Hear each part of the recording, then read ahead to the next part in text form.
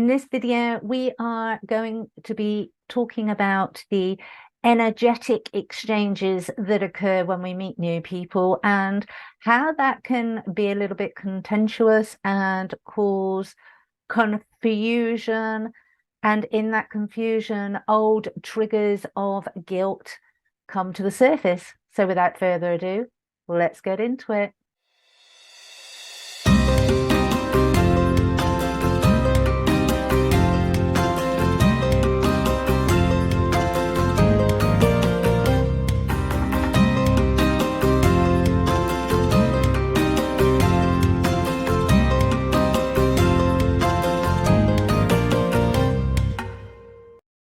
Hi, and welcome to Outlaw Door. For those of you that don't know me, my name is Claire Attio. For those that are returning subscribers, thank you, thank you, thank you. And as I said in the intro, we're going to be talking about those encounters that we have when we meet new people and we feel their energies. There's an energetic exchange, and in one hand, we can be repulsed. We can want to pull back, even though, for all intents and purposes, in the physical realm, they are smiling, they are polite, they are being helpful, they are saying and doing all the right things, and yet energetically we're like, oh no, no, no, no, no. And this came up on a friend's post yesterday. The guilt that comes with that, the guilt of going, actually, you know, they're doing and saying all the right things, but there is just something that doesn't sit well with me. There's something that doesn't feel right with me. And the guilt that can actually bring up, because they are doing and saying everything right. There is no rhyme or reason as to why you're feeling this, apart from the fact your higher self is communicating with you, apart from the fact that energetically your higher self has felt into those energies and can see and can feel that they're not of pure of heart, or they're not of pure intention towards you, or they're not in pure intention within that given situation. It may not be about you, it may be about the situation, it may be that they're there because of where you can get them. There's a lot of different dynamics that can go into this. It doesn't mean that they're a bad person, it just means that they're there in a different place and in a different space of where you are energetically on the journey. And so it's important to honor what information your intuition is giving. Now, the flip side of that coin, it could be that there's still healing within you. There's still wounds and triggers within you that are being activated by that person and by their energy, and you are being reactive to their energy because of stagnant energies that are still stored in your body. That's our responsibility. We need to sit with what our intuition is telling us, and we need to honor our intuition, but it's also our responsibility when we're on a spiritual development path, when we're on a personal development path, to actually sit with that and to do the introspection of what's actually going on within us. That's the way that we will grow. That is the way that we will expand. So the first thing is honor. Whether you're right or wrong isn't important. The importance is to honor what you're feeling. If your intuition is saying, pull away, back off, put your walls up, put your boundaries up, then do that. Doesn't matter if, to all intents and purposes, that person is being the nicest, kindest, caring person. Do what you need to do to feel safe, to feel secure, to feel as if you're on solid ground. Then take the time to be introspective, ground yourself, connect to the divine. Don't take it to the mental head. Take it to the heart. Sit with it in the heart and ask to be shown what's actually going on. Is this because they are catfishing? Is this because they are giving a false representation of who they are? because energy doesn't lie. We can mess up the interpretation of the energy, but energy itself never lies. And so this is why the introspection is really important. And remembering that people come into our lives for a reason, a season, or a lifetime. And so that when we know that of the spiritual journey, and we know that of our connections with each other, we can step away from making judgments, and we can step into, okay, why is this person on my radar? Are they here because of some intention that they've got, that some covert intention that they've got, and I'm to learn something. I'm to learn to put boundaries in place. I'm to learn to listen to my intuition and not feel guilty. I'm to learn to put down that overt politeness that especially women have been taught to be constantly polite. And I'm not saying be rude to people. What I'm saying is you don't need to put yourself, and you shouldn't be putting yourself in an environment where you're not feeling safe, where you're not feeling secure, even if that is energetic. We're so conditioned to believing, oh, well, there's not a physical lack of safety there. If there's an energetic, that is just as dangerous for us. And we need to learn to respect that within ourselves, and then set those boundaries so that we do feel secure on an energetic level. We do feel safe on an energetic level in the company that we're actually keeping.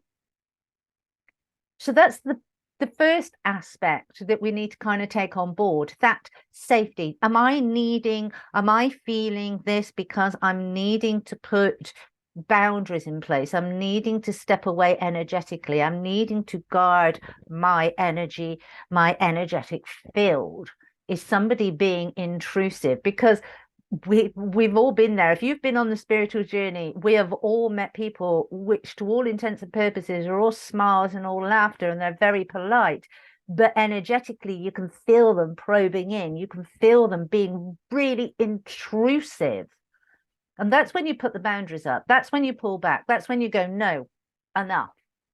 If you want to know something, then you ask me outright. And I've had this many times where people have remote viewed me, and where people have astral traveled to me to find out what I'm doing and what I'm kind of like, really, I'm not that important. And it's so intrusive, and it's so rude. And so as spiritual beings, as energetic beings, I suggest that everybody learns how to shut the doors on this kind of intrusion, on this kind of,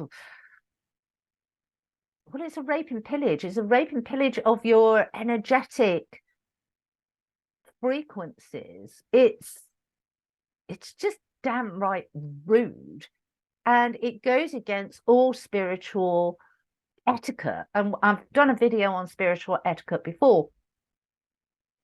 This video, I wanted it to be about not feeling the guilt, not feeling the shame, even if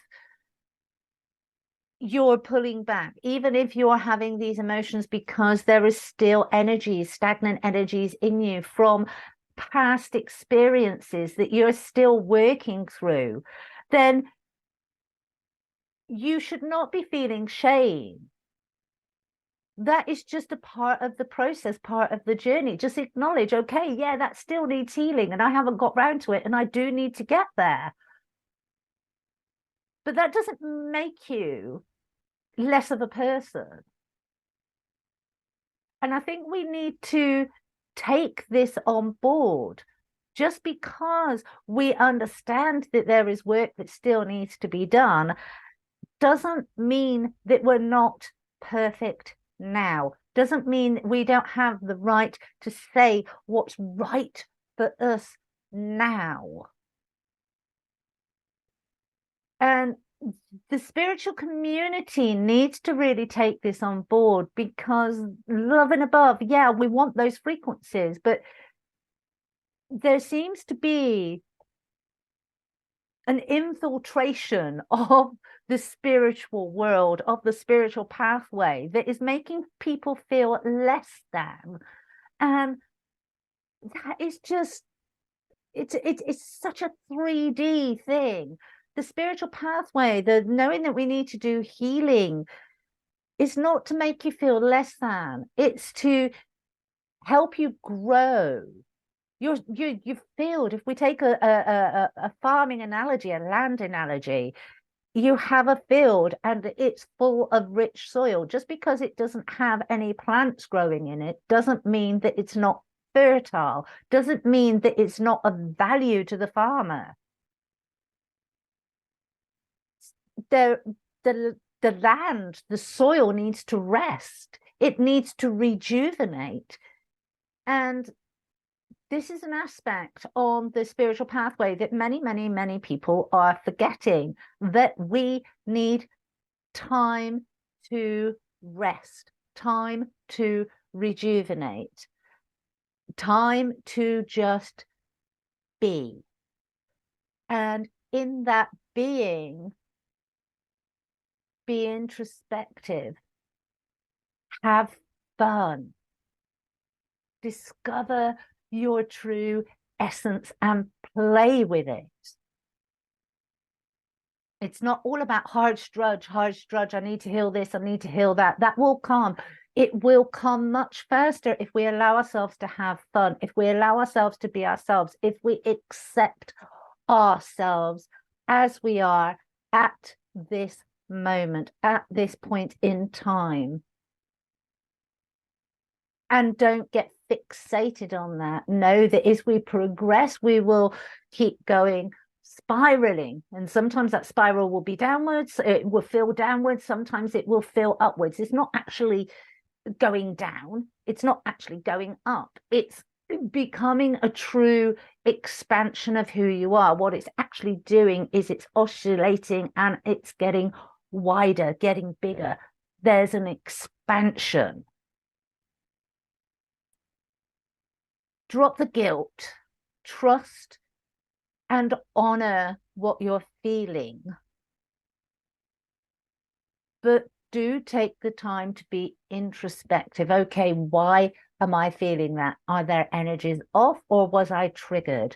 Take that time to yourself. You don't have to explain yourself to anybody, or you don't have to be overly polite.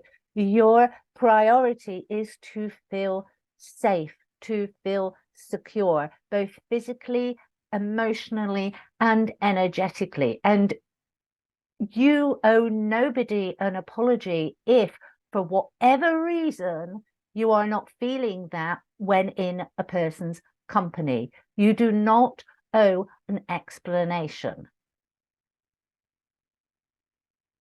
You just pull your energies back, and if you need to, you pull back physically.